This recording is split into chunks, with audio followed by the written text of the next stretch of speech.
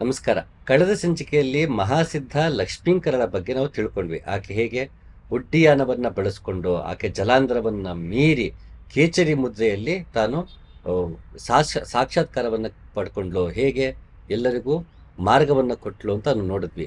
ಆಕೆ ಅದ್ವಯ ಸಿದ್ಧಿ ಅಂತ ಒಂದು ಕೃತಿಯ ತತ್ವಪದವನ್ನು ಇವತ್ತು ನೋಡೋಣ. ಅದು ನೋಡೋಕ್ಕೂ ಮುಂಚೆ ಈಕೆ ಮಾರ್ಗವನ್ನು ತಿಳ್ಕೋಣ.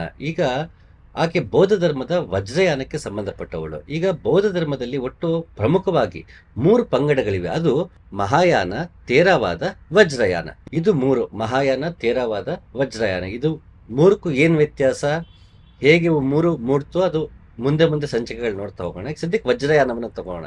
ಈ ವಜ್ರಯಾನವನ್ನ ಹೆಚ್ಚಾಗಿ ಪ್ರಾಕ್ಟೀಸ್ ಇರೋದು ಟಿಬೇಟು, ಭೂತಾನು, ನೇಪಾಳ ಮತ್ತೆ ಮಾಂಗೋಲಿಯಾ. ಈ 3 ಭಾಗಗಳಲ್ಲಿ ವಜ್ರಯಾನವನ್ನ ಪ್ರಮುಖವಾಗಿ ಪ್ರಾಕ್ಟೀಸ್ ಮಾಡ್ತಾ ಇದ್ದಾರೆ. ಇದು ಮತ್ತೆ ಈ ವಜ್ರಯಾನವನ್ನ 5ನೇ ಶತಮಾನದ ಪದ್ಮಸಂಭವ ಇದರ ಪ್ರವರ್ತಕ ಅಂತ ಕೂಡ ಹೇಳ್ತಾರೆ. ಲಕ್ಷ್ಮೀಂಕರ 8ನೇ ಶತಮಾನದವಳು. ಸುಮಾರು 3 ಶತಮಾನಗಳ ಒಂದು ಅಂತರ. ಇಲ್ಲಿ ಹಲವಾರು ಜನ ಗುರುಗಳು ಬಂದು ಹೋಗ್ತಾರೆ. ವಜ್ರಯಾನದ ಮತ್ತಷ್ಟು ತಂತ್ರಗಳು ಹೆಚ್ಚಾಗತ್ತೆ. ವಜ್ರಯಾನದ ವಿಶೇಷತೆ ಏನಂತಂದ್ರೆ ಅದು ಸೂತ್ರಗಳು ಮತ್ತೆ ತಂತ್ರಗಳಿಗೆ ಹೆಚ್ಚು ಆದ್ಯತೆ ಕೊಡುತ್ತೆ. ತಂತ್ರ ಅಂದ್ರೆ ಉದಾಹರಣೆ, ಅದರಲ್ಲಿ ಯೋಗವೂ ಇರುತ್ತೆ, ಯಮನಿಯಮಗಳು ಇರುತ್ತೆ. ಅಷ್ಟಾಂಗದಲ್ಲಿ 8 ಇರಬೇಕು ಅಂತಿಲ್ಲ. ಯಮನಿಯಮ ಕೆಲವರು ಬಿಡುತ್ತಾರೆ. ಗೋರಖನಾಥ ನಿಯಮವನ್ನ ಬಿಡ್ತಾನೆ, 6 ಮಾತ್ರ ಹೇಳ್ತಾನೆ. ಹೇಗೆ ಪ್ರಾಣಾಯಾಮ, ಪ್ರತ್ಯಾಹಾರ, ಧ್ಯಾನ, ಆಸನ, ಧಾರಣೆ, ಸಮಾಧಿಗೆ 6 ಮಾತ್ರ ಹೇಳ್ತಾನೆ. ಯಮ ನಿಯಮವನ್ನ ಬಿಡ್ತಾನೆ. ಹಾಗೆ ಕೆಲವು ಮಾರ್ಗಗಳಲ್ಲಿ 2 ಬಿಡೋ ಅಭ್ಯಾಸ ಇದೆ. ಯಮ ನಿಯಮವನ್ನ ಬಿಡುವ ಅಭ್ಯಾಸವಿದೆ. ಹಾಗೆ ಕೆಲವರಲ್ಲಿ ಅದನ್ನು ಸೇರಿಸಿ 8 ಅಭ್ಯಾಸ ಮಾಡುವ ವಿಧಾನವೂ ಇದೆ. ಇಲ್ಲಿ ತಂತ್ರ ಅಂತ ಬಂದಾಗ ಕೆಲವು ಆಚರಣೆಗಳಿರುತ್ತೆ. ಯಾವ ಮಟ್ಟಿಗೆ ಅಂದ್ರೆ ಗುರು ಶಿಷ್ಯನನ್ನ ಸ್ವೀಕರಿಸುವ ದೀಕ್ಷೆ ನೀಡುವುದರಲ್ಲೂ ಒಂದು ಆಚರಣೆ ಇರುತ್ತೆ. ಕೆಲವರು ಕಾನ್ಪಾಠ ಅಂತ ಹೇಳ್ತೀವಿ, ಕಿವಿಗೆ ಓಲೆ ಚುಚ್ಚುವುದೇ ದೀಕ್ಷೆ. ಅಲ್ಲಿ ಹೆಚ್ಚಾಗಿ ಇರೋದಿಲ್ಲ. ಹಸ್ತಮಸ್ತಕ ಅಂತ, ಗುರು ತನ್ನ ಹಸ್ತವನ್ನ ಶಿಷ್ಯನ ಯಾರು ದೀಕ್ಷೆ ಪಡಿಬೇಕು ಅಂತಿದಾರೋ ಅವರ ಹಣೆಗೆ ಕೈಯನ್ನು ಇಟ್ಟು ಹಸ್ತಮಸ್ತಕ ಮಾಡೋದು. ಜನಿವಾರವನ್ನ ಹಾಕಿ ಬ್ರಹ್ಮೋಪದೇಶ ನೀಡಿ ಅದರಲ್ಲಿ ಗಾಯತ್ರಿ ಮಂತ್ರವನ್ನ ಬ್ರಹ್ಮೋಪದೇಶವಾಗಿ ನೀಡುವ ಒಂದು ರೀತಿಯೂ ಇದೆ. ಹಲವಾರು ಬಗೆಯಲ್ಲಿ ಗುರು ಶಿಷ್ಯರನ್ನು ಸ್ವೀಕರಿಸುವ ರೀತಿ ಇದೆ. ದೀಕ್ಷಾ ಪದ್ಧತಿ ಅದು ಕೂಡ ತಂತ್ರದಲ್ಲಿ ಸ್ವಲ್ಪ ವಿಲಕ್ಷಣವಾಗೂ ಇರುವಂತದ್ದು ಇದೆ. ಒಂದು ದೊಡ್ಡದಾಗಿ ಒಂದು ಬೂದಿ ಹರಡಿದ ಜಾಗದಲ್ಲಿ ಮೇಲಿಂದ ಅಭಿಷೇಕ ಮಾಡುವಂಥದ್ದು, ಹೀಗೆ ವಿಲಕ್ಷಣವಾದ ಪದ್ಧತಿಗಳು ತಂತ್ರದಲ್ಲಿ ಇದೆ. ಅದೇನೆಂದ್ರೆ ದೀಕ್ಷೆಯನ್ನು ಬರೀ ತನ್ನ ಮಾರ್ಗಕ್ಕೆ ಕರ್ಕೊಳ್ಳೋದು ಅಷ್ಟೇ ಅಲ್ಲದೆ ಅವನಿಗೆ ಶಕ್ತಿಪಾತವನ್ನು ಮಾಡುವುದು. ಗುರು ತನ್ನ ಶಕ್ತಿಯನ್ನ ನೀಡಿ ಅವನ ಮೂಲಾಧಾರವನ್ನು ಜಾಗೃತಿಗೊಳಿಸುವುದು, ಅಥವಾ ಹಲವಾರು ಬಗೆಯ ಶಕ್ತಿಪಾತವನ್ನ ಮಾಡಿ ಶಿಷ್ಯನನ್ನ ಸ್ವೀಕರಿಸಿಕೊಳ್ಳುವಂತಹ ಮಾರ್ಗಗಳು ಇದೆ. ಇದು ತಂತ್ರದಲ್ಲಿ ಹೆಚ್ಚಾಗಿ ನಮಗೆ ಕಾಣುತ್ತೆ. ತಂತ್ರದಲ್ಲಿ ಹೆಚ್ಚಾಗಿ ಶಕ್ತಿಪಾತವೇ ಗುರುವಿನಿಂದ ಶಕ್ತಿಪಾತವಾಗುವಂತಿರುತ್ತೆ. ಆ ಶಕ್ತಿಪಾತ ಆಗುವುದಕ್ಕೆ ಹಲವಾರು ರೀತಿಯ ಆಚರಣೆಗಳಿರುತ್ತೆ. ಆ ಆಚರಣೆಗೆ ಸಂಬಂಧಪಟ್ಟಂಗೆ ಕೆಲವೊಂದು ದೇವತೆಗಳ ರೂಪಕಗಳನ್ನ ಮಾಡ್ಕೊಂಡಿರ್ತಾರೆ. ಆ ದೇವತೆಯನ್ನ ಹೊರಗಿನಿಂದ ಉಪಾಸನೆ ಮಾಡುವುದು, ಹಾಗೆ ಒಳಗಡೆ ಉಪಾಸನೆ ಮಾಡುವುದು. ಈ ರೀತಿಯ ಪದ್ಧತಿಗಳು ತಂತ್ರದಲ್ಲಿ ಹೆಚ್ಚು. ಯಾವುದು ತಂತ್ರವಲ್ಲವೋ ಅಲ್ಲಿ ಬರೀ ಯೋಗ ಅಂತ ಅನ್ಕೋಣ. ಅಯೋಗ ಅಥವಾ ಹಠಯೋಗ ಅಂತ ಬಂದಾಗ ಅಲ್ಲಿ ಹೆಚ್ಚಾಗಿ ಆಚರಣೆಗಳು ಕಡಿಮೆ. ಅಲ್ಲಿ ಉಸಿರು ತಗೊಳ್ಳೋದು, ಉಸಿರು ಬಿಡೋದು, ರೇಚ ಪೂರಕವನ್ನೇ ಮಾಡೋದು, ಅವರು ನಾಲಿಗೆ ಹೊರಗಾಕಿ ಸಿಂಹದ ರೀತಿ ಗರ್ಜಿಸುವುದು, ಈ ರೀತಿ ಪ್ರಾಕ್ಟಿಕಲ್ ಯೋಗವನ್ನೇ ಮಾಡುತ್ತಾ ಈ ರೀತಿ ಹೊರಗಿನ ಆಚರಣೆಗಳಿಗೆ ಕಡಿಮೆ ಅವಕಾಶ ಇದ್ರೆ ಹಠಯೋಗ ಅಂತ ಅನ್ಬೋದು. ಉದಾಹರಣೆ ತುಂಬಾ ಸರಳವಾಗಿ ಹೇಳೋದಾದ್ರೆ, ಅದನ್ನ ಮತ್ತೆ ನಾಥಪಂಥಕ್ಕೆ ಬಂದಾಗ ಅರಳು ಮತ್ತೆ ಕೆಲವರು ವೇಷಭೂಷಣ ಹೀಗಿರುತ್ತೆ, ಮತ್ತೊಂದು ಷಡಕ್ಷರಿಗೆ ವೇಷಭೂಷಣ ಹೀಗಿರುತ್ತೆ. ವೈಷ್ಣವ ಪಂಥದ ವೇಷಭೂಷಣ ಹೀಗಿರುತ್ತೆ. ಒಬ್ರು ವಿಭೂತಿ ಹಾಕ್ತಾರೆ, ಇನ್ನೊಬ್ರು ಕುಂಕುಮ ಹಾಕ್ತಾರೆ, ಇನ್ನೊಬ್ರು ಚಂದನ ಹಚ್ಕೊಳ್ತಾರೆ, ಕೆಲವರು ಇಷ್ಟಲಿಂಗವನ್ನ ಹಿಡಿತಾರೆ, ಇನ್ನು ಕೆಲವರು ಸಾಲಿಗ್ರಾಮವನ್ನ ಇಟ್ಕೊಳ್ತಾರೆ, ಮತ್ತೊಬ್ರು ಶ್ರೀಚಕ್ರವನ್ನ ಇಟ್ಕೊಳ್ತಾರೆ. ಹೀಗೆ ಬಗೆಯಲ್ಲಿ ವ್ಯತ್ಯಾಸ ಆಗ್ತಾ ಹೋಗುತ್ತೆ ಹೊರತು ಕೊನೆಗೆ ಉಪಾಸನೆ ಒಳಗೆಲ್ಲ ಒಂದೇ. ಹಾಗಾಗಿ ತಂತ್ರ ಅಂತ ಬಂದಾಗ ಹೊರಗಿನ ಆಚರಣೆಗೆ ಹೆಚ್ಚು ಒತ್ತು ಕೊಡ್ತಾರೆ. ಎಲ್ಲ ರೀತಿಯ ಆಚರಣೆಗಳು ಬಾಹ್ಯವಾದದ್ದು ಎಲ್ಲವೂ ಹೆಚ್ಚಾಗಿರುತ್ತೆ, ಮತ್ತೆ ಕೆಲವು ವಿಲಕ್ಷಣವಾಗೂ ಇರುತ್ತೆ. ಇದನ್ನ ತಂತ್ರ ಮಾರ್ಗವಂತನೇ ಸಪರೇಟ್ ಆಗಿ ಬಂದ್ಬಿಡ್ತು. ಅಂತಹ ಒಂದು ಮಾರ್ಗ ಈ ವಜ್ರಯಾನ. ಇಂತಹ ವಜ್ರಯಾನದಲ್ಲಿ ಬಂದಂತವಳು ಲಕ್ಷ್ಮೀಂಕರ ತನ್ನ ಅದ್ವಯ ಸಿದ್ಧಿಯಲ್ಲಿ ನಾನ್ ಡ್ಯುಯಲಿಸಂ ಅದ್ವೈತವನ್ನು ಸಾರ್ತಾಳೆ. ಹಾಗೆ ಮಾರ್ಗಕ್ಕೆ ಸಂಬಂಧಪಟ್ಟ ಯಾವ ರೀತಿ ಒಬ್ಬ ಸಿದ್ಧತೆಯಾಗಬೇಕು, ಮಾನಸಿಕವಾಗಿ ದೈಹಿಕವಾಗಿ ಯಾವ ರೀತಿ ಸಿದ್ಧತೆ ಪಡ್ಕೋಬೇಕು, ಇದು ಯಾವ ರೀತಿ ಹಂತಗಳಿದೆ, ಮತ್ತೆ ಕೊನೆಗೆ ಕೇಚರಿಯನ್ನು ತಲುಪುವ ರೀತಿ ಹೇಗೆ, ಹೀಗೆ ಹಲವಾರು ವಿಷಯಗಳನ್ನ ಆಕೆ ತನ್ನ ಅದ್ವಯ ಸಿದ್ಧಿಯಲ್ಲಿ ಹೇಳ್ತಾ ಹೋಗಿದ್ದಾಳೆ. ಇದು ಇಡೀ ಅದ್ವಯ ಸಿದ್ಧಿಯ ಸಾರವನ್ನೇ ತಿಳಿಸುವಂತಹ ಒಂದು ತತ್ವಪದವನ್ನು ಆಯ್ಕೆ ಮಾಡಿದ್ದೀನಿ. ಅದು ಇವತ್ತು ನಿಮ್ಮ ಜೊತೆ ಹಂಚ್ಕೋತೀನಿ. ಕಷ್ಟಪಡಬಾರದು, ಉಪವಾಸ ಕ್ರಿಯೆಗಳನ್ನೂ ಮಾಡಬೇಕಿಲ್ಲ, ಸ್ನಾನ ಶೌಚ ಗ್ರಾಮ ಧರ್ಮ ಬೇಕಿಲ್ಲ, ಮರ ಕಲ್ಲು ಅಥವಾ ಮಣ್ಣಿನ ದೇವತೆಗಳಿಗೆ ವಂದನೆ ಸಲ್ಲಿಸಬೇಕಿಲ್ಲ. ನಿತ್ಯವೂ ಈ ಕಾಯವನ್ನೇ ಶಾಂತ ಚಿತ್ತದಿಂದ ಪೂಜಿಸಿ. ಗಮ್ಯಾಗಮ್ಯ ಭಕ್ಷ್ಯಾಭಕ್ಷ್ಯ ನಿಯಮಗಳೂ ವ್ಯರ್ಥ. ಪೇಯ ನಿಯಮವೂ ತ್ಯಾಜ್ಯ. ಮಂತ್ರವೂ ಬೇಡ. ಸರ್ವವರ್ಣ ಸಮದ್ಭೂತರಾದ ಸ್ತ್ರೀಯರ ಬಗೆಗೆ ಜಿಗುಪ್ಸೆ ಸಲ್ಲದು. ಆಕೆ ಸಾಕ್ಷಾತ್ ಭಗವತಿ ಪ್ರಜ್ಞೆ. ಆಚಾರ್ಯ ಗುರುವಿಗಿಂತ ಮಿಗಿಲಾದವರು 3 ಲೋಕಗಳಲ್ಲೂ ಇಲ್ಲ. ಆತನ ಪ್ರಸಾದದಿಂದ ಅನೇಕ ವಿಧವಾದ ಸಿದ್ಧಿಗಳನ್ನು ಬುದ್ಧ ಜನರು ಪಡೆಯುತ್ತಾರೆ. ಸಾಮಾನ್ಯ ಇಂತಹ ಸಾಲುಗಳನ್ನ ಅವೈದಿಕ ಅಂತ ಹೇಳ್ಬಿಡ್ತಾರೆ. ಈ ರೀತಿ ಮಾರ್ಗಗಳನ್ನ ಅವೈದಿಕ ಮಾರ್ಗಗಳು ಅಂತ ಹೇಳೋ ಒಂದು ಅಭ್ಯಾಸ ಇದೆ. ಇದು ಅವೈದಿಕ ಅನ್ನೋದಕ್ಕಾಗಲ್ಲ, ಯಾಕಂದ್ರೆ ಬೌದ್ಧ ಧರ್ಮದಲ್ಲೇ ಮೂಡಿ ಬಂದಿದ್ದು, ಹಾಗೆ ಬುದ್ಧನಿಗೆ ವಿರುದ್ಧವಾಗಿದೆ. ಬರೀ ವೇದಗಳಿಗೆ ಅದು ಅವೈದಿಕ, ವೇದಗಳಿಗೆ ವಿರುದ್ಧವಾಗಿ ನಡೆದದ್ದು ಅಂತ ಕೆಲವರು ಪ್ರಗತಿಪರ ಚಿಂತಕರು ಇದನ್ನ ಅವೈದಿಕ ಅಂತಾನೆ ಹೇಳಿ ಅದನ್ನ ಎಡಪಂಥೀಯ ಧೋರಣೆಗೆ ಬಳಸ್ಕೊಳ್ಳೋಕೆ ಮಾಡ್ತಾರೆ. ಆದ್ರೆ ಇದು ಬುದ್ಧನನ್ನು ಮೂರ್ತಿಯಾಗಿ ಮಾಡಿದ ಕಾಲ ಇದೆ. ಇಲ್ಲಿ ಮೂರ್ತಿಗಳು ಅಂದ ತಕ್ಷಣ ಹಿಂದೂ ಮೂರ್ತಿಗಳನ್ನ ತಿರಸ್ಕರಿಸಿದ್ರೆ ಅಂತ ಅಂದ್ಕೊಳ್ಳೋದಲ್ಲ. ಇದು 5ನೇ ಶತಮಾನ 8ನೇ ಶತಮಾನದಷ್ಟಕ್ಕೆ ಬುದ್ಧನಿಗೂ ವಿಗ್ರಹಗಳನ್ನ ಸ್ಥಾಪಿಸಿದಂತಹ ಹಲವಾರು ನಮಗೆ ಪ್ರಕರಣಗಳು ಕಂಡು ಬರುತ್ತೆ. ಅಂದ್ರೆ ಇಲ್ಲಿ ಮಂತ್ರ ಬೇಡ ಅಂತ ಬರೀ ವೈದಿಕ ಮಂತ್ರಗಳ ತಿರಸ್ಕಾರ ಮಾಡ್ತಾಳೆ, ಇದು ಅವೈದಿಕ ಅಂತಲ್ಲ. ಬೌದ್ಧ ಧರ್ಮದಲ್ಲೂ ಹಲವಾರು ಮಂತ್ರಗಳಿದೆ, ಹಲವಾರು ಆಚರಣೆ ವ್ರತಗಳು ಇದೆ. ಹಾಗಾಗಿ ಅವುಗಳನ್ನು ತಿರಸ್ಕರಿಸ್ತಾಳೆ. ತಿರಸ್ಕರಿಸೋದು ಅದ್ರಲ್ಲಿ ವ್ಯರ್ಥ ಪ್ರಯೋಜನ ಇಲ್ಲ ಅಂತಲ್ಲ, ಈ ಮಾರ್ಗದಲ್ಲಿ ಅವಶ್ಯಕತೆ ಇಲ್ಲ ಅಂತ ಅಷ್ಟೇ ಹೊರತು ಆಕೆ ಬೌದ್ಧ ಧರ್ಮವನ್ನು ತಿರಸ್ಕರಿಸಿಲ್ಲ, ಬುದ್ಧನ ಮಾರ್ಗವನ್ನು ತಿರಸ್ಕರಿಸಿಲ್ಲ. ಬುದ್ಧನ ಮಾರ್ಗದಲ್ಲಿ ನಡೆದು ಬಂದವಳು ಬುದ್ಧ ತತ್ವವನ್ನ ಸಾಧಿಸುವುದಕ್ಕೆ, ತಾನೇ ಬುದ್ಧಳಾಗುವುದಕ್ಕೆ ಬುದ್ಧನ ಮಾರ್ಗದಿಂದ ಬೇರೆ ರೀತಿಯ ಮಾರ್ಗವನ್ನ, ಬೇರೆ ರೀತಿಯ ಆಚರಣೆಗಳ ತಂದಿದ್ದು ಹೊರತು ಕೊನೆಗಳು ಬುದ್ಧತ್ವವನ್ನೇ ಪಡೆಯುವುದಾದ್ರಿಂದ ಆಕೆ ಬುದ್ಧನ ವಿರೋಧಿಯೂ ಅಲ್ಲ. ಇದನ್ನ ವೈದಿಕ ವಿರೋಧಿ ಅಂತ ಕರೆಯುವ ಅವಶ್ಯಕತೆ ಇಲ್ಲ. ಯಾರು ಯಾವುದನ್ನು ವಿರೋಧ ಮಾಡಿ ಗುರು ಆಗೋದಕ್ಕೆ ಸಾಧ್ಯ ಇಲ್ಲ. ಆತ ತನ್ನನ್ನು ತಾನು ಕಂಡುಕೊಳ್ಬೇಕು ಅಂದ್ರೆ ಅವನು ಯಾರ ಪರವೂ ಇರುವುದಿಲ್ಲ, ಯಾವುದರ ವಿರುದ್ಧವೂ ಇರುವುದಿಲ್ಲ.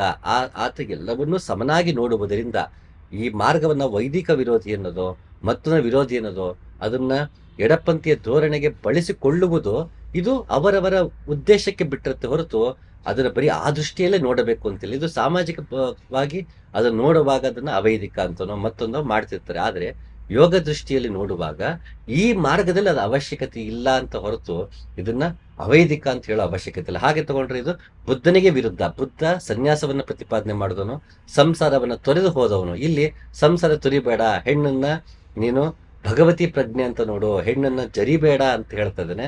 ಅಲ್ಲಿ ಬುದ್ಧ ಅದನ್ನೇ ಮಾಡಿದ್ದಾನೆ. ಹೆಂಡತಿನ ಬಿಟ್ಟು ಹೋಗಿರ್ತಾನೆ, ಕಾಡಲ್ಲಿರ್ತಾನೆ. ಎಷ್ಟೋ ವಾಪಸ್ ಬಂದು ಸಾರನಾಥದಲ್ಲಿ ಮೊದಲ ಬಾರಿ ಧಮ್ಮಚಕ್ರ ಪ್ರವರ್ತನೆ ಮಾಡಿದ ಮೇಲೆ ಅವನು ಎಷ್ಟೋ ವರ್ಷಗಳವನು ಹೆಣ್ಣು ಮಕ್ಕಳಿಗೆ ದೀಕ್ಷೆಯನ್ನೇ ಕೊಟ್ಟಿರಲ್ಲ. ತನ್ನ ಸಾಕು ತಾಯಿ ಬಂದು ಕೇಳ್ತಾಳೆ, ಅಲ್ಲಿವರೆಗೂ ಆತ ಹೆಣ್ಣು ಮಕ್ಕಳಿಗೆ ದೀಕ್ಷೆ ಕೊಟ್ಟಿರಲ್ಲ. ತದನಂತರ ಬುದ್ಧನ ಸಂಘದೊಳಗೆ ಹೆಣ್ಣು ಮಕ್ಕಳ ಪ್ರವೇಶ ತದನಂತರ ಆಗತ್ತೆ. ಅಂದ್ರೆ ಆಗಲೂ ಕೂಡ ಗಂಡು ಹೆಣ್ಣಿನ ಸಪರೇಟ್ ಆಗಿ ನೋಡ್ತಾನೆ, ಸನ್ಯಾಸವನ್ನೇ ಪಾಲಿಸ್ತಾನೆ, ಬ್ರಹ್ಮಚರ್ಯವನ್ನೇ ಪಾಲಿಸ್ತಾನೆ, ಸೆಲಿಬಸಿನೇ ಪಾಲಿಸ್ತಾನೆ ಬುದ್ಧ. ತದನಂತರ ಸಂಸಾರದಲ್ಲೂ ಮಾಮೂಲಿ ಜನಗಳು ಬೌದ್ಧ ಧರ್ಮವನ್ನು ಆಚರಣೆ ಮಾಡುವಂತ ಟೆಕ್ನಿಕ್ಸು ಅದಕ್ಕೊಂತ ಇದನ್ನೆಲ್ಲ ಮುಂದೆ ಕೊಡ್ತಾ ಹೋಗಿದ್ದಾರೆ, ಇಲ್ಲ ಅಂತಲ್ಲ. ಆದ್ರೆ ಬುದ್ಧನ ಮೂಲ ಆಶಯದಲ್ಲಿ ಸೆಲಿಬಸಿನೇ ಮುಖ್ಯವಾಗಿತ್ತು. ಗಂಡು ಹೆಣ್ಣಿನ ಅಂತರವೇ ಕಾಪಾಡಿಕೊಳ್ಬೇಕಾದಂತ ಒಂದು ದಾರಿಯಾಗಿತ್ತು. ಅದೇ ಮಾರ್ಗದಲ್ಲಿ ಬುದ್ಧನ ಮಾರ್ಗದಲ್ಲಿ ನಡೆದು ಬಂದವಳು ಇಲ್ಲಿ ಹೆಣ್ಣು ತಾನೇ ನಿಂತು ಇಲ್ಲಿ ಜರಿಯೋ ಅವಶ್ಯಕತೆ ಇಲ್ಲ, ಹೆಣ್ಣು ನೋಡಿ ಜಿಗುಪ್ಸೆ ಪಡೋ ಅವಶ್ಯಕತೆ ಇಲ್ಲ ಅಂತ ಹೇಳಿದಾಗ ಇದು ವೈದಿಕ ವಿರೋಧಿ ಅಂತ ಆಗಲ್ಲ, ಬುದ್ಧನ ವಿರೋಧ ಅನ್ಬೇಕಾಗ ಆ ರೀತಿ ನೋಡೋದಾದ್ರೆ. ಹಾಗಾಗಿ ಇಲ್ಲಿ ಯಾರು ವಿರೋಧ ಅನ್ನೋದು ನನ್ನ ಪಾಯಿಂಟ್ ಅಲ್ಲ. ಬರೀ ಇದೊಂದೇ ಆಂಗಲ್ ಅಲ್ಲಿ ನೋಡುವ ಅವಶ್ಯಕತೆ ಇಲ್ಲ. ಇದು ಸಾಮಾಜಿಕವಾಗಿ ನೋಡುವಂತಹ ಅವರವರದೇ ಒಂದು ಅಜೆಂಡಾಗಳನ್ನ ಪ್ರತಿಪಾದನೆ ಮಾಡಕ್ಕೆ ಇಂಥವನ್ನ ಬಳಸ್ಕೊಳ್ತಾರೆ ಹೊರತು ಇದರ ಮೂಲ ಉದ್ದೇಶ ಅದಲ್ಲ. ಕಷ್ಟಪಡಬಾರದು, ಉಪವಾಸ ಕ್ರಿಯೆಗಳನ್ನೂ ಮಾಡಬೇಕಿಲ್ಲ. ಲಕ್ಷ್ಮೀಂಕರ ಬರೋಷ್ಟೊತ್ತಿಗೆ 8ನೇ ಶತಮಾನದಷ್ಟೊತ್ತಿಗೆನೆ ಎಲ್ಲ ಯೋಗ ಅಂದ ತಕ್ಷಣ, ಧ್ಯಾನ ತಪಸ್ಸು ಅಂದ ತಕ್ಷಣ ತುಂಬಾ ಹಠ ಮಾಡೋದು, ತೀವ್ರತೆಯಾಗಿ ಸಾಧನೆ ಮಾಡೋದು, ಈ ರೀತಿಯ ಭ್ರಮೆಗಳಲ್ಲಿ ಬಂದ್ಬಿಟ್ಟಿರ್ತಾರೆ. ಒಂದು ಅದನ್ನ ಸರಿ ಮಾಡಬೇಕಾಗಿತ್ತು. ಮತ್ತೆ ಈ ಮಾರ್ಗದಲ್ಲಿ ಎಲ್ಲವೂ ತಾನಾಗೆ ಆಗುವುದರಿಂದ ಆ ರೀತಿ ಕಷ್ಟಪಡೋದು ಬೇಕಿಲ್ಲ ಅಂತ ಹೇಳ್ತಾಳೆ. ಹಾಗೆ ಮತ್ತೊಂದು ಇದೇ ರೀತಿಯ ವಜ್ರಯಾನದ ಗ್ರಂಥ ಈ ರೀತಿ ಹೇಳುತ್ತೆ, ಪಂಚಕಾಮಗಳನ್ನು ತ್ಯಜಿಸಿ ತಪಸ್ಸಿನಿಂದ ತನ್ನನ್ನು ಪೀಡಿಸಿಕೊಳ್ಳಬಾರದು. ಯೋಗ ತಂತ್ರವನ್ನು ಅನುಸರಿಸಿ ಸುಖದಿಂದ ಜ್ಞಾನ ಸಾಧನೆ ಮಾಡಬೇಕು. ಇದು ಕೂಡ ಅದನ್ನೇ ಹೇಳ್ತಿರೋದು. ತಾವು ಸೆಲಿಬಸಿಯನ್ನೇ ಪಾಲಿಸ್ತಾ, ಅಂದ್ರೆ ಸ್ತ್ರೀ ಸಂಘವನ್ನ ಮಾಡದೆಯೇ ರೇತಸ್ಸನ್ನ ಊರ್ಧ್ವಮುಖವಾಗಿ ಇರಿಸ ತೇಜಸ್ಸನ್ನಾಗಿ ಮಾಡುವುದು ಒಂದು ಬಗೆ. ಈ ಬಗೆಯಲ್ಲಿ ಈ ಮಾರ್ಗದಲ್ಲಿ ವಜ್ರಯಾನ ಮಾರ್ಗದಲ್ಲಿ ಇದರ ಅವಶ್ಯಕತೆ ಇಲ್ಲ ಅನ್ನೋದೇ ಈ ಒಂದು ಶ್ಲೋಕದ ಉದ್ದೇಶವೇ ಹೊರತು ಆ ರೀತಿ ಮಾಡುವರನ್ನ, ಅಂದ್ರೆ ಬ್ರಹ್ಮಚರ್ಯವನ್ನೇ ಪಾಲಿಸುವವರನ್ನ ಇಲ್ಲಿ ಅಲ್ಲೆಗೆಳೆಯುವುದಲ್ಲ, ಅದು ತಪ್ಪು ಅಂತ ಹೇಳ್ತಿಲ್ಲ. ಅದು ಒಂದು ಮಾರ್ಗವಾದ್ರೆ ಇದು ಒಂದು ಮಾರ್ಗ. ಇಲ್ಲಿ ದೇಹವನ್ನ ಪೀಡಿಸ್ಕೊಳ್ಬೇಡಿ. ಯಾರಿಗೆ ದೇಹದಂಡನೆ ಮಾಡೋದಕ್ಕಾಗಲ್ವೋ ಮತ್ತು ಅದರ ಅವಶ್ಯಕತೆ ಇಲ್ಲ ಅನ್ಸಿರುತ್ತೋ ಅವರಿಗೆ ಈ ಮಾರ್ಗ ಅಂತ ಹೊರತು, ಮತ್ತೊಂದು ಮಾರ್ಗದಲ್ಲಿ ಇರೋರಿಗೆ, ಸನ್ಯಾಸ ತಗೊಂಡಿರೋರಿಗೆ ಅವ್ರಿಗೋಗ್ಬಿಟ್ಟು ನೋಡ್ರಿ ಇಲ್ಲಿ ಹೇಗೆ ಹೇಳಿದೆ, ದೇಹ ದಂಡಿಸ್ಬಾರ್ದು ಅಂತ ಹೇಳಿದೆ, ಹೆಂಡತಿ ಬಿಡಬಾರ್ದು ಅಂತ ಹೇಳಿ ನೀವೇನ್ರಿ ಬಿಟ್ಟೋಗಿದ್ದೀರಾ, ನಿಮ್ ತಪ್ಪು ಅಂತ ಅನ್ನೋದಕ್ಕಲ್ಲ. ಅದೊಂದು ಮಾರ್ಗ, ಇದು ಒಂದು ಮಾರ್ಗ. ಯಾರಿಗೆ ಯಾವ ಮಾರ್ಗ ಆಯ್ಕೆ ಸೂಕ್ತ ಅನ್ಸುತ್ತೋ ಆ ಮಾರ್ಗದಲ್ಲಿ ಹೋಗಬಹುದು. ಹಾಗಾಗಿ ಇಲ್ಲಿ ಲಕ್ಷ್ಮೀಕರಳ ಮಾರ್ಗದಲ್ಲಿ ಕಷ್ಟಪಡೋ ಅವಶ್ಯಕತೆ ಇಲ್ಲ, ದೇಹವನ್ನು ದಂಡಿಸುವ ಅವಶ್ಯಕತೆ ಇಲ್ಲ. ರಾಜಯೋಗವು ಚೆನ್ನಾಗಿ ವರ್ಧಿಸುತ್ತಲೇ ದೃಷ್ಟಿ ಲಕ್ಷ್ಯಗಳು ಬೇಕಾಗುವುದಿಲ್ಲ, ಮನೋಬಂಧನವೂ ಅವಶ್ಯವಿಲ್ಲ, ದೇಶ ಕಾಲಗಳ ನಿಯಮಗಳು ಬೇಕಿಲ್ಲ, ಪ್ರಾಣವನ್ನು ಹಿಡಿದಿಡುವ ಅವಶ್ಯಕತೆ ಇಲ್ಲ, ಧಾರಣಾ ಧ್ಯಾನಗಳಿಗಾಗಿ ಅತಿ ಶ್ರಮವೂ ಸಹ ಅವಶ್ಯಕತೆ ಇಲ್ಲ. ವಜ್ರಯಾನ ಒಂದ್ ರೀತಿ ರಾಜಯೋಗ ಅಂತ ಹೇಳ್ಬೋದು. ರಾಜಯೋಗ ಹಠಯೋಗ ವ್ಯತ್ಯಾಸ ಏನು ಅಂತ ಮೊದಲು ಸುಮ್ಮನೆ ಸರಳವಾಗಿ ಅರ್ಥ ಮಾಡ್ಕೊಳ್ಳೋಣ. ಈಗ ನಾವು ಉಸಿರಾಟಕ್ಕೆ ಏನಿದೆ ಪ್ರಾಣಾಯಾಮ ಅಂತ ಅನ್ಕೊಳ್ಳೋಣ. ಈ ಉಸಿರು ತಗೊಳ್ತೀವಿ, ಇದು ಶ್ವಾಸ, ಉಸಿರು ಬಿಡೋದು ನಿಶ್ವಾಸ, ಉಸಿರು ತಗೊಳ್ಳೋದು ಪೂರಕ, ಉಸಿರು ಬಿಡೋದು ರೇಚಕ, ಇದ್ರ ಮಧ್ಯೆ ಇರೋದು ಕುಂಭಕ. ಇದು 3 ಆಯಾಮಗಳು ಉಸಿರಾಟದಲ್ಲಿ. ಇದನ್ನ ಕಂಟ್ರೋಲ್ಡ್ ಆಗಿ ಇಷ್ಟು ಸೆಕೆಂಡ್ಸ್ ಉಸಿರು ಒಳಗೆ ತಗೊಳ್ಳೋದು, ಇಷ್ಟು ಸೆಕೆಂಡ್ ಉಸಿರು ಹೊರಗೆ ಬಿಡೋದು, ಇದು ಉಸಿರಾಟದ ಬಗೆಗಳು ಹಠಯೋಗ. ಹ ಅಂದ್ರೆ ಉಸಿರು ತಗೊಳ್ಳೋದು, ಠ ಅಂದ್ರೆ ಉಸಿರು ಬಿಡೋದು. ಉಸಿರು ತಗೊಂಡು ಉಸಿರು ಬಿಡೋದನ್ನೇ ಕಂಟ್ರೋಲ್ಡ್ ಬ್ರೀದಿಂಗ್ ಆಗಿ ಅಥವಾ ಉಸಿರನ್ನ ತಡೆಗಟ್ಟುವುದು ಅನ್ಕೊಂಡು ಉಸಿರು ಹಾಗೆ ಕಟ್ಕೊಂಡ್ರೆ ಇದು ಅಂತರ್ಕುಂಭಕ. ಉಸಿರು ಬಿಟ್ಟು ತಡೆ ಹಿಡಿದ್ರೆ ಬಹಿರ್ಕುಂಭಕ ಅಂತ. ಇದು ಉಸಿರಿಗೆ ಸಂಬಂಧಪಟ್ಟ ಕಂಟ್ರೋಲ್ ಆಗೇನೆ ಉಸಿರನ್ನ ಹೀಗೆ ಉಸಿರಾಡಬೇಕು, ಕಂಟ್ರೋಲ್ ಮಾಡಿ ಉಸಿರಾಡುವುದು ಹಠಯೋಗವಾದರೆ ಇದು ಒಂದು ಹಂತ. ಆಗ ಯಮ ನಿಯಮಗಳನ್ನ ಪಾಲಿಸ್ಬೇಕು, ಆಗ ಒಂದಷ್ಟು ಆಚರಣೆಗಳಿರುತ್ತೆ, ಒಂದಷ್ಟು ನಿಯಮಗಳಿರುತ್ತೆ, ಪಾಲಿಸ್ಬೇಕು. ಯಾವಾಗ ನನಗೆ ಪ್ರಾಣಾಯಾಮ ದಕ್ಕತ್ತೆ, ಯಾವಾಗ ಒಂದು ಆಸನ ನನಗೆ ದಕ್ಕತ್ತೆ, ಯಾವಾಗ ನನಗೆ ಜಲಾಂಧರ ಉಡ್ಡಿಯಾನ ದಕ್ಕತ್ತೆ, ತದನಂತರ ನಾನು ಕೇವಲ ಕುಂಭಕಕ್ಕೆ ಹೋಗ್ಬೇಕು. ಕೇವಲ ಕುಂಭಕ ಅಂದ್ರೇನು, ಉಸಿರಾಟದ ನಾಡಿ ಶುದ್ಧಿ ಆಯ್ತು, ಎಲ್ಲ ಆಯ್ತು, ಮನಸ್ಸು ನನ್ನ ಒಳಗಡೆನೆ ಕೇಂದ್ರಿತವಾಯ್ತು, ನಾನು ಧ್ಯಾನ ಮಾಡೋಕ್ಕೆ ಚಿತ್ತ ನೆಲೆ ನಿಂತಿದೆ ಅಂದಾಗ ನಾನು ಆ ರೀತಿ ಕಂಟ್ರೋಲ್ ಬ್ರೀದಿಂಗ್ ಮಾಡೋ ಅವಶ್ಯಕತೆ ಇಲ್ಲ. ಜಲಾಂಧರ ಉಡ್ಡಿಯಾನ ಇದು ಯಾವುದನ್ನು ಮಾಡೋ ಅವಶ್ಯಕತೆ ಇಲ್ಲ. ನಾನು ರಾಜಯೋಗ ಸಹಜವಾಗಿ ತಾನಾಗೆ ಉಸಿರಾಡ್ತಿರೋದನ್ನ ಗಮನಿಸೋಕೆ ಶುರು ಮಾಡುವುದು ರಾಜಯೋಗ. ಇಲ್ಲಿ ಕೇವಲ ಕುಂಭಕ ಅಂದ್ರೆ ಉಸಿರು ತಗೊಂಡು ಉಸಿರು ಬಿಡೋ ಮಧ್ಯೆ ಪಾಸ್ ಏನಿದೆ ಅಲ್ಲಿ ನಾವು ಸತ್ಯವನ್ನ ಕಂಡುಕೊಳ್ಬೇಕಾದ್ರಿಂದ, ಉಸಿರು ತಗೊಳ್ಳೋದು ಇಡ, ಉಸಿರು ಬಿಡೋದು ಪಿಂಗಳವಾದ್ರೆ ಮಧ್ಯ ಸುಷುಮ್ನ ನಾಡಿ, ಅಲ್ಲಿ ಉಸಿರು ತಗೊಳ್ಳುವುದೂ ಇಲ್ಲ, ಉಸಿರು ಬಿಡುವುದೂ ಇಲ್ಲ.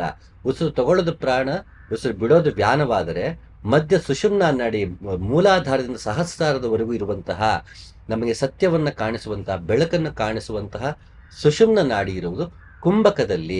ಆ ಕುಂಭಕವನ್ನ ನಾವು ಉಸಿರನ್ನು ಕಟ್ಟಿನೂ ಕುಂಭಕಕ್ಕೆ ತಲುಪೋದು, ಉಸಿರು ಬಿಟ್ಟು ಉಸಿರು ಕಟ್ಟಿ ಕುಂಭಕಕ್ಕೆ ತಲುಪೋದು, ಅಥವಾ ಉಸಿರು ತಾನಾಗೆ ಆಡ್ತಿರುತ್ತೆ, ಉಸಿರು ತಗೊಂಡು ಉಸಿರು ಬಿಡೋ ಮಧ್ಯೆ ಒಂದು ನ್ಯಾನೋ ಸೆಕೆಂಡ್ ಪಾಸ್ ಇರುತ್ತೆ, ಅದನ್ನ ಕೇವಲ ಕುಂಭಕ. ಅದು ತುಂಬಾ ಸರಳವಾಗಿ ಹೇಳ್ತಿರೋದು.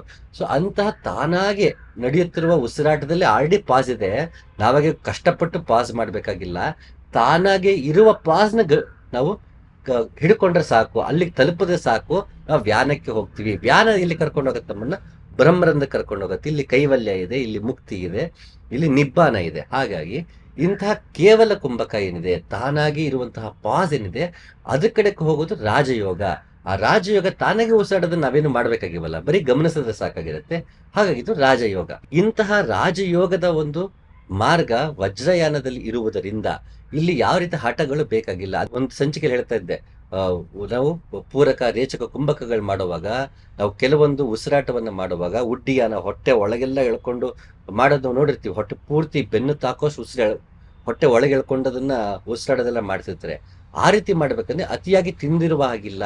ಹೊಟ್ಟೆ ತುಂಬ ತಿನ್ಕೊಳ್ಳೋನು ಸಿಂಹ ತರ ಗರ್ಜನೆ ಮಾಡ್ತಿಂತ ಹೋದ್ರೆ ಹುಳಿ ಉಪ್ಪು ಖಾರ ತಿಂದಿದ್ರೆ ತೇಗ ಬಂದ್ಬಿಡುತ್ತೆ, ನೆತ್ತಿಗೆ ಅದು ಖಾರ ಏರ್ಬಿಡುತ್ತೆ. ಹಾಗಾಗಿ ಮಿತಿಯಾದ ಆಹಾರ ಮಾಡ್ಬೇಕು, ಉಪ್ಪು ಖಾರ ಇರಬಾರ್ದು.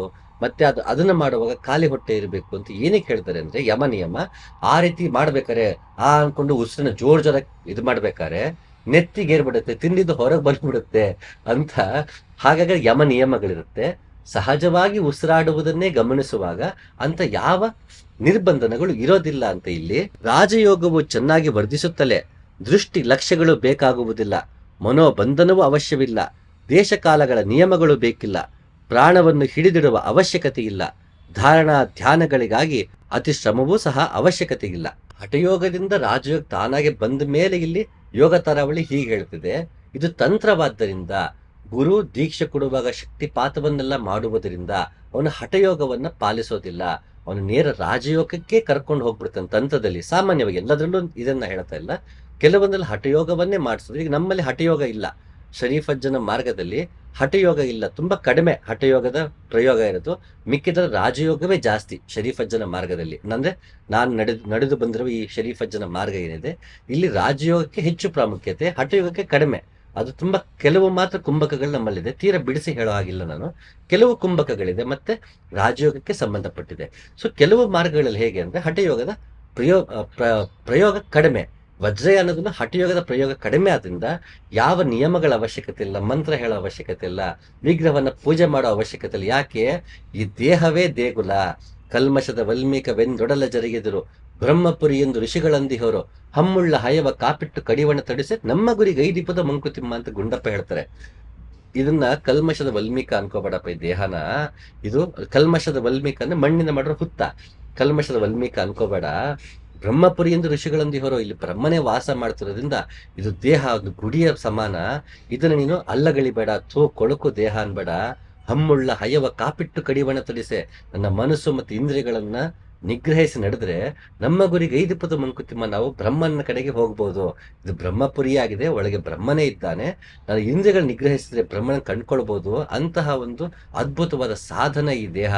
ಹಾಗೆ ಇಂತಹ ಒಂದು ಟೂಲ್ನ ನೀನು ಅಲ್ಲಗಳಿಬೇಡ, ಕಲ್ಮಿಷದ ವಲ್ಮೀಕ ಅನ್ಕೋಬೇಡ ಅಂತ ಗುಂಡಪ್ಪ ಹೇಳಿದಾಗೆ ಅಲ್ಲಿ ಲಕ್ಷ್ಮೀಂಕರ್ ಹೇಳ್ತಾ ಇದ್ದಾಳೆ, ದೇಹವನ್ನ ಜರಿಬೇಡ, ಅದರಲ್ಲೂ ವಿಶೇಷವಾಗಿ ಹೆಣ್ಣನ್ನ ಜರಿಬೇಡ ಅಂತ. ಈಗ ಯಾಕೆ ಕಷ್ಟ ಪಡಬಾರ್ದು ಅಂತ ನೋಡೋಣ. ಅದಕ್ಕೆ ಗೋರಖನಾಥ ತುಂಬಾ ಚೆನ್ನಾಗಿ ಹೇಳ್ತಾನೆ, ಸ್ವಸ್ವರೂಪದಲ್ಲಿ ನೆಲೆ ನಿಲ್ಲುವುದೇ ಆಸನ.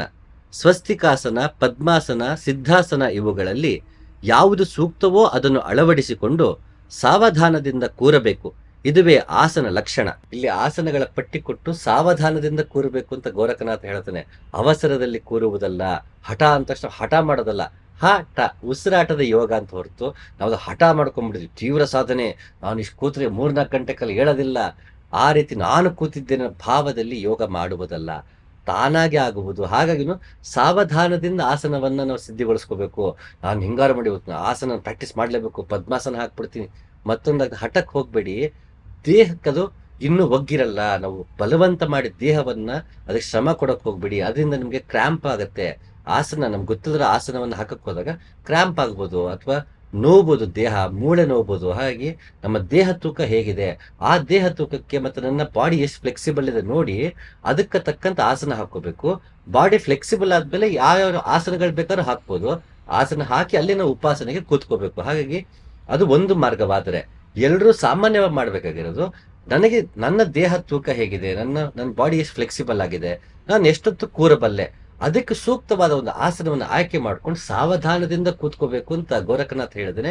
ಕಷ್ಟ ಪಡಬಾರದು. ಹೇಗಿಲ್ಲಿ ಲಕ್ಷ್ಮೀಂಕರ ಹೇಳಿದಾನೆ ಕಷ್ಟಪಡೋ ಅವಶ್ಯಕತೆ ಇಲ್ಲ ಅಂತ, ಹಾಗೆ ಗೋರಖನಾಥ ಹೇಳ್ತಾ ಇದ್ದಾನೆ.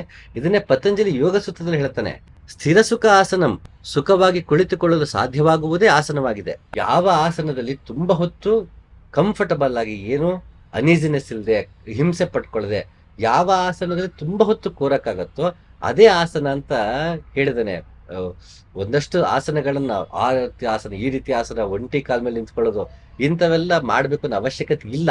ಆ ರೀತಿ ಆಸನಗಳೆಲ್ಲ ಇದೆ, ನಾ ಇಲ್ಲ ಅಂತ ಹೇಳ್ತಿಲ್ಲ. ಆದ್ರೆ ಅದನ್ನು ಮಾಡಿದ್ರೆ ಮಾತ್ರ ಯೋಗ, ಅದನ್ನ ಮಾಡಿ ತೀವ್ರವಾಗಿ ಮಾಡಿದೀನಿ ಈ ರೀತಿ ಅನ್ಕೊಳ್ಳೋ ಅವಶ್ಯಕತೆ ಇಲ್ಲ.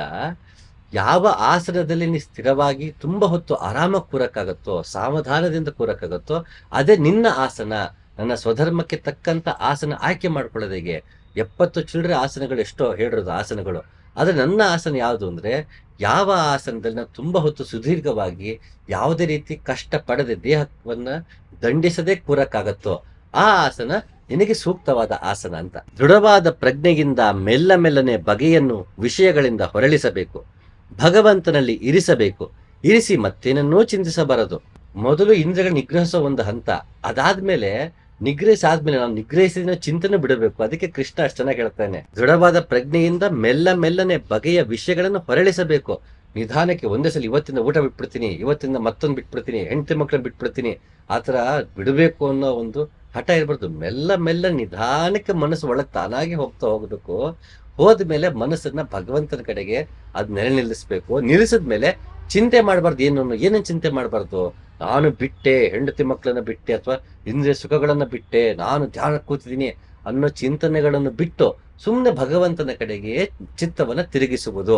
ನಾನು ಭಗವಂತನ ಚಿತ್ತವನ್ನು ತಿರುಗಿಸಿದೀನಿ ಅನ್ನೋ ಭಾವವನ್ನು ಬಿಡುವುದು. ಹಾಗಾಗಿ ಏನನ್ನು ಚಿಂತಿಸಬಾರದು ಅಂತ ಕೃಷ್ಣ ಹೇಳ್ತಾನೆ. ಇದು ಮೆಲ್ಲನೆ ಅವಸರದಲ್ಲಿ ಅಲ್ಲ. ಹಾಗಾಗಿ ಇಲ್ಲಿ ಲಕ್ಷ್ಮೀಕರ ಮೊದಲೇ ಹೇಳ್ತಾಳೆ, ಕಷ್ಟಪಡೋ ಅವಶ್ಯಕತೆ ಇಲ್ಲ, ಮಂತ್ರ ತಂತ್ರ ಯಾವ ಅವಶ್ಯಕತೆಯೂ ಇಲ್ಲ, ಮೂರ್ತಿಗಳ ಅವಶ್ಯಕತೆ ಇಲ್ಲ, ಇದೆಲ್ಲವನ್ನು ದಾಟಿರುವಂತಹ ಮಾರ್ಗ ತನ್ನದು ಅಂತ ಹೇಳ್ಕೊತಿದ್ದಾಳೆ. ಬಿಟ್ರೆ ಅಂಥದ್ದು ಮಾಡೋದು ತಪ್ಪು, ಅದ್ರ ಪ್ರಯೋಜನ ಇಲ್ಲ ಅಂತ ಹೇಳ್ತಲ್ಲ.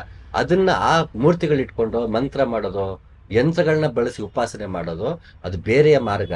ನನ್ನ ಮಾರ್ಗದಲ್ಲಿ ಇದರ ಅವಶ್ಯಕತೆ ಇಲ್ಲ ಅಂತ ಲಕ್ಷ್ಮೀಕರ ಸ್ಪಷ್ಟವಾಗಿ ಹೇಳ್ತಿದ್ದಾಳೆ. ಸ್ನಾನ, ಶೌಚ, ಗ್ರಾಮ ಧರ್ಮ ಬೇಕಿಲ್ಲ, ಯಾವ ರೀತಿಯ ಆಚರಣೆಗಳು ಬೇಕಿಲ್ಲ, ವ್ರತ ಗೀತ ನಿಯಮಗಳಿಂತ ಏನೂ ಬೇಕಿಲ್ಲ ಅಂತ ಹೇಳ್ತಾರೆ. ಯಾಕೆ ಅಂದ್ರೆ ಗೋರಖನಾಥ ಹೀಗೆ ಹೇಳ್ತಾನೆ, ಊಟಕ್ಕಾಗಿ ಪರಿತಪಿಸಬಾರದು, ಅಂದರೆ ಮಿತಿಮೀರಿ ತಿನ್ನಬಾರದು, ಹಸಿದುಕೊಂಡು ಇರಬಾರದು, ಹಗಲು ರಾತ್ರಿ ಬ್ರಹ್ಮಾಗ್ನಿಯನ್ನು ಸ್ವೀಕರಿಸಬೇಕು, ಶರೀರದೊಂದಿಗೆ ಹಠ ಮಾಡಬಾರದು, ಹಾಗೆಯೇ ಮಲಗಬಾರದು. ಯೋಗ ಅಂತ ಮಾಡುವಾಗ ಹೆಚ್ಚಾಗಿ ತಿಂದ್ರೆ ನಿದ್ದೆ ಬರುತ್ತೆ, ಆಲಸ್ಯ ಬರುತ್ತೆ. ಕೆಲವೊಂದು ಪ್ರಾಣಾಯಾಮದಲ್ಲಿ ತೇಗ ಬಂದ್ಬಿಡುತ್ತೆ, ತಿಂದಿದ್ದೆಲ್ಲ ಹೊರಗೆ ಬರುವಂತ ಭಾವ ಆಗುತ್ತೆ. ಮತ್ತೆ ದೇಹ ತೂಕ ಹೆಚ್ಚಾಗ್ಬಿಟ್ರೆ ಕೆಲವೊಂದು ಆಸನ ಮಾಡೋಕ್ಕಾಗಲ್ಲ, ಒಂದು ಅರ್ಥ. ಆದ್ರೆ ಹೆಚ್ಚು ತಿಂದು ಕೂತ್ಕೊಂಡ್ರೆ ನನ್ನಲ್ಲಿ ಆಲಸ್ಯ ಮೂಡುತ್ತೆ. ಧ್ಯಾನಕ್ಕೆ ಕೂತಾಗ ಖಾಲಿ ಹೊಟ್ಟೆ ಕೂತ್ಕೊಂಡ್ರೆ ತುಂಬಾ ಹೊತ್ತು ಕೂರಕ್ಕಾಗಲ್ಲ, ಅದು ಮತ್ತೆ ಆಯಾಸವನ್ನ ಕೊಡುತ್ತೆ. ಖಾಲಿ ಹೊಟ್ಟೆ ಮಲಗಕ್ಕೂ ಹೋಗ್ಬೇಡ. ಯಾಕೆ ಖಾಲಿ ಹೊಟ್ಟೆ ಮಲಗಬೇಡ ಅಂತ ಹೇಳ್ತಾನೆ ಅಂದ್ರೆ, ಬೆಳಗ್ಗೆ ತುಂಬಾ ಬೇಗ ಏಳುವಂತಹ ಪದ್ಧತಿ ಇರುತ್ತೆ. ಮಧ್ಯಾಹ್ನ ಏಳು, ತಂಬೂರಿ ಸ್ವರ ತೀಡಬೇಕು ತಂಬೂರಿ ಅಂತ ಶರೀಫಜ್ಜ ಹೇಳ್ದಂಗೆ ಬ್ರಾಹ್ಮಿ ಮುಹೂರ್ತದಲ್ಲಿ 4 ಗಂಟೆಗೋ 5 ಗಂಟೆಗೋ 6 ಗಂಟೆಗೋ ಮತ್ತೆ ಹೇಳ್ಬೇಕಾಗತ್ತೆ. ರಾತ್ರಿ ಖಾಲಿ ಹೊಟ್ಟೆ ಮಲಗ್ಬಿಟ್ರೆ ಮತ್ತೆ ಬೆಳಿಗ್ಗೆ 6 ಗಂಟೆ ನೀವು ಕೂತು ಧ್ಯಾನ ಮಾಡ್ಬೇಕು ಅಂದ್ರೆ ಮತ್ತೊಂದು ಆ ಧ್ಯಾನ ಗಿನ ಎಲ್ಲ ಮಾಡಿ ತಿಂಡಿ ತಿನ್ನೋಷ್ಟಕ್ಕೆ 9 ಗಂಟೆ ಆಗ್ಬಿಡುತ್ತೆ, ಗ್ಯಾಸ್ಟ್ರಿಕ್ ಆಗ್ಬಿಡುತ್ತಪ್ಪ.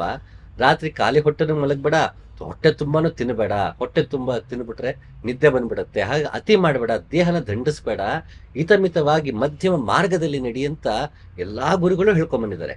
ನಿತ್ಯವೂ ಈ ಕಾಯವನ್ನೇ ಶಾಂತ ಚಿತ್ತದಿಂದ ಪೂಜಿಸಿ. ಆಗ್ಲೇ ಹೇಳ್ದಂಗೆ ಕಲ್ಮಶದ ವಲ್ಮೀಕ ವೆಂದೊಡಲ ಜರಿಯದಿರುವಂತ ಗುಂಡಪ್ಪ ಹೇಳ್ದಂಗೆ ಇದನ್ನ ದೇಹವನ್ನ ಜರಿಯೋ ಅವಶ್ಯಕತೆ ಇಲ್ಲ. ಯಾಕೆಂದ್ರೆ ಪರೋಪಕಾರಂ ಮಿದಂ ಶರೀರಂ ಅಂತ, ಈ ದೇಹ ಇರೋದು ಇನ್ನೊಬ್ಬರ ಉಪಕಾರಕ್ಕೆ. ಇಂಥ ಉಪಕಾರಕ್ಕೆ ಬಳಕೆಯಾಗುವಂತಹ ದೇಹವನ್ನ ಯಾಕೆ ತ್ಯಜಿಸ್ತೀಯ, ಅದನ್ನ ಯಾಕೆ ದಂಡಿಸ್ತೀಯ?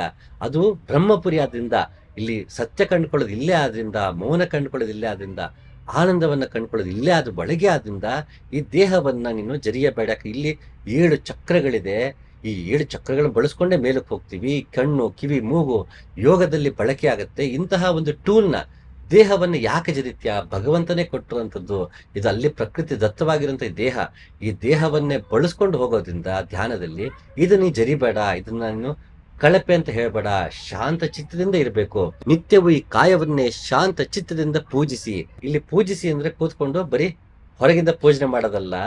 ಪೂಜಿಸಿ ಅಂದ್ರೆ ಇದನ್ನ ಗೌರವದಿಂದ ನೋಡಿ. ಇದು ಅಂತಹ ದೇಹ. ನಾವು ಒಂದು ಕಾರ್ ಇರುತ್ತೆ, ಕಾರ್ ನಾವು ದಿನ ಬಳಸ್ತೀವಿ ಅಂದಾಗ, ಒಂದು ಬೈಕ್ ಇರುತ್ತೆ ದಿನ ಬಳಸ್ತೀವಿ ಅಂದ್ರೆ ಅದನ್ನ ಅಚ್ಚುಕಟ್ಟಾಗಿ ಇಟ್ಕೊಳ್ತೀವಿ. ಹಾಗೆ ಈ ದೇಹವನ್ನು ನಾವು ಸಾಯೋವರೆಗೂ ಬಳಸೋದ್ರಿಂದ ಇದನ್ನ ಅಚ್ಚುಕಟ್ಟಾಗಿ ಇಟ್ಕೋಬೇಕು. ಪೂಜಿಸಿ ಅಂದ್ರೆ ಗೌರವದಿಂದ ನೋಡ್ಕೊಳ್ಳಿ ಇದನ್ನ. ಅದೊಂದು ದೈವಿಕವಾದಂಥದ್ದು ಅಂತ ಒಂದು ಗೌರವದಿಂದ ಪೂಜನೀಯವಾಗಿ ನೋಡ್ಕೊಳ್ಳಿ, ಅದನ್ನ ನೀವು ಅಲ್ಲಗೆಳಿಬೇಡಿ ಅಂತ ಇಲ್ಲಿ ಲಕ್ಷ್ಮೀಕರ ಹೇಳ್ತಿದ್ದಾಳೆ. ಸರ್ವವರ್ಣ ಸಮುದ್ಭೂತರಾದ ಸ್ತ್ರೀಯರ ಬಗೆಗೆ ಜಿಗುಪ್ಸೆ ಸಲ್ಲದು, ಆಕೆ ಸಾಕ್ಷಾತ್ ಭಗವತಿ ಪ್ರಜ್ಞೆ. ಹೆಣ್ಣು ಮಾಯಿ ಎಂಬರು ಹೆಣ್ಣು ಮಾಯಿಯಲ್ಲ, ಹೊನ್ನು ಮಾಯಿ ಎಂಬರು ಹೊನ್ನು ಮಾಯಿಯಲ್ಲ, ಮಣ್ಣು ಮಾಯಿ ಎಂಬರು ಮಣ್ಣು ಮಾಯಿಯಲ್ಲ ಅಂತ ಅಲ್ಲಮಪ್ರಭು ಹೇಳ್ತಾನೆ. ಹೆಣ್ಣಿನ ಮಾಯಿ ಅನ್ಬೇಡ, ಹೊನ್ನನ್ನ ಮಾಯಿ ಅನ್ಬೇಡ, ಇದ್ಯಾವುದು ಮಾಯೆ ಅಲ್ಲ. ನನ್ನ ಮನಸ್ಸಿದೆಯಲ್ಲ, ಇದ್ರಲ್ಲೇ ಇರೋದು ಮಾಯೆ. ಇದ್ರಲ್ಲಿ ಮಾಯೆ ಇಲ್ಲ ಅಂದ್ರೆ ಹೆಣ್ಣು ಮಾಯೆಯ ಕಾಣಲ್ಲ, ಯಾವುದೂ ಮಾಯೆ ಕಾಣಲ್ಲ. ಗಂಡು ಹೆಣ್ಣಿಗೆ ಮಾಯೆ, ಹೆಣ್ಣು ಗಂಡಿಗೆ ಮಾಯೆ. ಯಾವಾಗ ನನ್ನಲ್ಲಿ ಮಾಯೆ ಇದ್ದಾಗ ಅಷ್ಟೇ ಹೊರತು, ಇಲ್ಲಾಂದ್ರೆ ಹೆಣ್ಣು ಅವಾಗ ತಾಯಿಯಾಗಿ ಕಾಣಿಸ್ತಾಳೆ, ಭಗವತಿ ಪ್ರಜ್ಞೆ ಕಾಣಿಸ್ತಾಳೆ. ಅಂತ ಹೆಣ್ಣು ಯಾಕೆ ಜರಿತ್ಯಪ್ಪ? ಮತ್ತೆ ಇಲ್ಲಿ ಸಂಭೋಗದಿಂದ ಸಮಾಧಿಗೆ, ಆದ್ರಿಂದ ವಜ್ರಯಾನದಲ್ಲಿ ಸೆಕ್ಷುವಲ್ ಆಕ್ಟ್ ಕೂಡ ಕೆಲವು ಬಾರಿ ಬರೋದ್ರಿಂದ ಅದು ಗಂಡು ಹೆಣ್ಣು ಇಬ್ಬರು ಸೇರಿ ಸಂಭೋಗದಲ್ಲಿ ಅವರು ಸಮಾಧಿಯನ್ನು ತಲುಪೋದ್ರಿಂದ ಒಂದು ಅರ್ಥವಾದರೆ, ಇನ್ನೊಂದು ಒಳಗೆ ಶಿವೆ, ಮೂಲಾಧಾರದ ಶಿವೆ ಎನ್ನುವ ಶಕ್ತಿ ಮೇಲೆ ಇರ್ತ ಶಿವನನ್ನ ಮೇರುವಿನಲ್ಲಿ, ಇಲ್ಲಿ ಕೈಲಾಸದಲ್ಲಿರೋ ಶಿವನನ್ನ ಕೆಳಗಿಂದ ಶಿವೆ ಹೇಳ್ತಾ ನವರೂಪಗಳಲ್ಲಿ ಬಂದು ಇಲ್ಲಿ ಬಂದು ಸೇರುವಂತಹ ವಿಜಯದಶಮಿ ಏನಿದೆ, ಇಲ್ಲಿ ಶಿವಶಕ್ತಿಯ ಮಿಲನ. ಮೂಲಾಧಾರದಿಂದ ಊರ್ಧ್ವಮುಖವಾಗಿ ಶಿವನನ್ನ ಸೇರುವುದು ಇಲ್ಲಿ, ಇದು ಮಿಲನ. ಬರೀ ಸಂಭೋಗದಿಂದ ಸಮಾಧಿಗೆ ಎಂದು ಅರ್ಥ. ಗಂಡು ಮತ್ತೆ ಹೆಣ್ಣು ಮಾರ್ಗವನ್ನ ಪಡೆದು ಇಬ್ರು ಸಂಭೋಗ ಮಾಡಿ ಸಮಾಧಿ ಕಾಣ್ಕೊಳ್ಳೋದಂತಲ್ಲ. ನನ್ನೊಳಗಿರೋ ಶಿವ ಮತ್ತೆ ಶಿವೆ ಮತ್ತು ಶಿವನ ಒಂದು ಮಿಲನ, ಅವರಿಬ್ಬರ ಸಂಭೋಗವೇ ಸಮಾಧಿ ಅಂತ. ಅಂದ್ರೆ ಅವರಿಬ್ಬರು ಸಂಭೋಗ ಅಂದ್ರೆ ಸೆಕ್ಷುವಲ್ ಆಕ್ಟ್ ಅಷ್ಟೇ ಅಲ್ಲ, ಇಬ್ಬರು ಕೂಡುವುದು ಅಂತ. ಶಿವ ಮತ್ತೆ ಶಿವೆ ಇವರಿಬ್ಬರು ಕೂಡುವುದೇ ಅಂದ್ರೆ ಅವರಿಬ್ಬರು ಸೇರುವುದೇ ಮೂಲಾಧಾರ ಶಕ್ತಿ ಮೇಲೆ ಏರಿ ಇಲ್ಲಿ ಶಿವನನ್ನು ಸೇರುವುದು ಅಲ್ಲಿ ಸಮಾಧಿ, ಈ ಸಂಭೋಗವೇ ಸಮಾಧಿ ಅಂತ. ಹಾಗೆ ವಜ್ರಯಾನ ಅಂದ ತಕ್ಷಣ ಎಲ್ಲ ಕಡೆಯೂ ಬರೀ ಸೆಕ್ಷುವಲ್ ಆಕ್ಟ್ ಇರುತ್ತೆ, ತಾಂತ್ರಿಕ್ ಸೆಕ್ಸ್ ಅನ್ನೋದೇ ಇರುತ್ತೆ ಅನ್ನೋ ಅರ್ಥ ಅಲ್ಲ. ಹಲವು ಬಗೆಯಲ್ಲಿದೆ, ಮುಂದೆ ಅದನ್ನು ನೋಡ್ತಾ ಹೋಗೋಣಮ್ಮ. ಮುದ್ರೆ ಅಂದ್ರೆ ಏನು, ಪಂಚಮಕಾರಗಳು ಅಂದ್ರೇನು, ಮಹಾಮುದ್ರೆ ಅಂದ್ರೆ ಏನು, ಹೊರಗಿನಿಂದ ತತ್ವಪದಗಳಾಗ್ಲಿ ಇವರ ರೂಪಕಗಳಾಗ್ಲಿ ಅದು ಸಂಭೋಗದ ಕೆಲವು ಪಾಶ್ಚರ್ಗಳನ್ನ ಅಲ್ಲಿ ನೀಡಿದ್ರು ಕೂಡ ಅದು ಒಳಗಿನ ಅರ್ಥವೇನು, ಎಲ್ಲಾ ವಜ್ರಯಾನದಲ್ಲಿ ಅದು ತಾಂತ್ರಿಕ್ ಸೆಕ್ಸ್ ಅಲ್ಲಿ ಸೆಕ್ಷುವಲ್ ಆಕ್ಟ್ ಇದ್ದೇ ಇದೆಯಾ, ಇಲ್ಲದೆ ಯಾವ ರೀತಿ ಇದೆ, ಮುಂದೆ ಮುಂದೆ ಅದನ್ನು ನೋಡ್ತಾ ಹೋಗೋಣ. ಸದ್ಯಕ್ಕಿಲ್ಲಿ ಹೆಣ್ಣನ್ನ ಜರಿಬಾರ್ದು. ಆಕೆ ಇವಾಗ ಉದಾಹರಣೆಗೆ ನೋಡಿ, ಬ್ರಹ್ಮಚೇತನರ ಗುರುಗಳೊಬ್ರು ತುಕಾಮಾಯಿ ಅಂತ ಹೆಂಗಸರಾಗಿದ್ರು. ಮತ್ತೆ ಉಪನಿಷತ್ತು ನೋಡಿ, ಗಾರಿಗೆ ಬರ್ತಾಳೆ, ಮೀರಾಬಾಯಿ ಇದ್ದಾರೆ, ಹೆಳವನಕಟ್ಟೆ ಗಿರಿಯಮ್ಮ ಇದ್ದಾರೆ, ಸೂಳೆ ಸಂಕವ್ವ, ಆಯ್ದಕ್ಕಿ ಲಕ್ಕಮ್ಮ, ಅಕ್ಕ ಮಹಾದೇವಿ, ಕಾಶ್ಮೀರದಲ್ಲಿ ಲಲ್ಲೇಶ್ವರಿ, ಸೂಫಿಗಳಲ್ಲಿ ರಾಬಿಯಾ ಅಲ್ ಬಸ್ರಾ, ಮಾಸತಿ ಗಂಜವಿ, ಇಂತಹ ಹಲವಾರು ಮಹಿಳಾ ಸಾಧಕರು ನಮ್ಮಲ್ಲಿ ಬಂದು ಹೋಗಿದ್ದಾರೆ. ಭಗವಂತನಿಗೆ ಇಲ್ಲದಿರುವ ಗಂಡು ಹೆಣ್ಣಿನ ವ್ಯತ್ಯಾಸ ನಾವ್ಯಾಕೆ ಮಾಡಬೇಕು? ಪ್ರತಿಯೊಬ್ಬನು ಅಷ್ಟೇ ಅದಕ್ಕೆ ಪಾಲುದಾರ ಆಗಿದ್ದಾನೆ. ಹಾಗಾಗಿ ಗಂಡು ಹೆಣ್ಣು ದೂರ ಆಗುವ ಅವಶ್ಯಕತೆ ಇಲ್ಲ. ಗಂಡು ಹೆಣ್ಣು ಜೊತೆಗೇನೆ ಸಾಧನೆ ಮಾಡಬಹುದು, ಕೆಲವೊಂದು ತಾಂತ್ರಿಕ ಸೆಕ್ಸ್ ಅಲ್ಲಿ ಮಾಡಬಹುದು, ಕೆಲವೊಂದು ಜೊತೆಗೆ ಸೇರಿ ಸಾಧನೆ ಮಾಡೋದು. ಗಂಡು ಹೆಣ್ಣು ಜೊತೆಗೆ ಸೇರಿ ಸಾಧನೆ ಮಾಡೋದು ಅಂದ ತಕ್ಷಣ ಅಲ್ಲಿ ಫಿಸಿಕಲ್ ಆಗಿ ಕಾಂಟ್ಯಾಕ್ಟ್ ಇರಲೇಬೇಕು ಅಂತಿಲ್ಲ. ಮುಂದೆ ವಿವರವಾಗಿ ನೋಡ್ತಾ ಹೋಗೋಣ. ಹಾಗಾಗಿ ಮುಖ್ಯವಾಗಿ ಇಲ್ಲಿ ಹೆಣ್ಣನ್ನ ಜರದು ಅಯ್ಯೋ ಇದು ಮಾಯೆ ಅಂತ ಅನ್ಕೊಂಡು ಹೋಗೇ ಧ್ಯಾನ ಮಾಡ್ಬೇಕು ಅಂತಿಲ್ಲಪ್ಪ. ಹೆಣ್ಣನ್ನು ನೀವು ತಿರಸ್ಕರಿಸದೆಯೂ ಮಾಡಬಹುದು. ಯಾಕೆಂದ್ರೆ ಹೆಚ್ಚಾಗಿ ಇಲ್ಲಿ ಹೆಣ್ಣು ಮಕ್ಕಳೇ ಗುರುವಾಗಿದ್ರು ಇರುವುದರಿಂದ ಡಾಕಿನಿ ಯೋಗಿನಿಯರು ಹೆಚ್ಚು ಇದ್ದ ಆ ಕಾಲದಲ್ಲಿ ಅವರನ್ನ ತುಂಬಾ ಕ್ಷುಲ್ಲಕವಾಗಿ ನೋಡೋದು, ಕೀಳಾಗಿ ನೋಡುವಂತಹ ಮನಸ್ಥಿತಿ ಒಂದು ಕಾಲದಲ್ಲಿತ್ತು. ಲಕ್ಷ್ಮೀಂಕರಳ ಮಾರ್ಗದಲ್ಲಿ ಭಗವತಿ ಅಂದ್ರೇನು, ಭಗವತಿ ಪ್ರಜ್ಞೆ ಅಂದ್ರೇನು, ಬುದ್ಧ ಅಂದ್ರೇನು, ಇಲ್ಲಿ ಅವರಿಬ್ಬರ ಮಿಲನ ಯಾವ ರೀತಿ, ಇದು ಮುಂದೆ ಬೇರೆ ಬೇರೆ ಸಾಧಕರ, ವಜ್ರಯಾನದ ಸಾಧಕರ ತತ್ವಪದಗಳು, ಅವರ ಮಾರ್ಗಗಳನ್ನ ನೋಡ್ತಾ ಹೋದಾಗ ಮತ್ತಷ್ಟು ವಿವರಣೆಗೆ ಹೋಗೋಣ. ಸದ್ಯಕ್ಕೀಗ ಲಕ್ಷ್ಮೀಂಕರಳ ಒಂದು ಅವಳ ಜೀವನ ಯಾವ ರೀತಿ ಇತ್ತು, ಅವಳ ಯೋಗ ಮಾರ್ಗ ಯಾವುದು, ಅವಳ ಚಿಂತನೆ ಏನು, ತತ್ವಪದ ಏನು ಅಂತ ಸದ್ಯಕ್ಕಿದರ ಒಂದು ಸ್ಥೂಲ ಪರಿಚಯವಾಗಿದೆ. ಮತ್ತೊಂದು ಸಂಚಿಕೆಯಲ್ಲಿ ಮತ್ತೊಂದು ಸಾಧಕರ ಜೊತೆಗೆ ಮತ್ತೊಂದು ಮಾರ್ಗ ಮತ್ತೆ ಸಿದ್ಧಾಂತ ಜೊತೆಗೆ ಬರ್ತೀನಿ. ನಮಸ್ಕಾರ.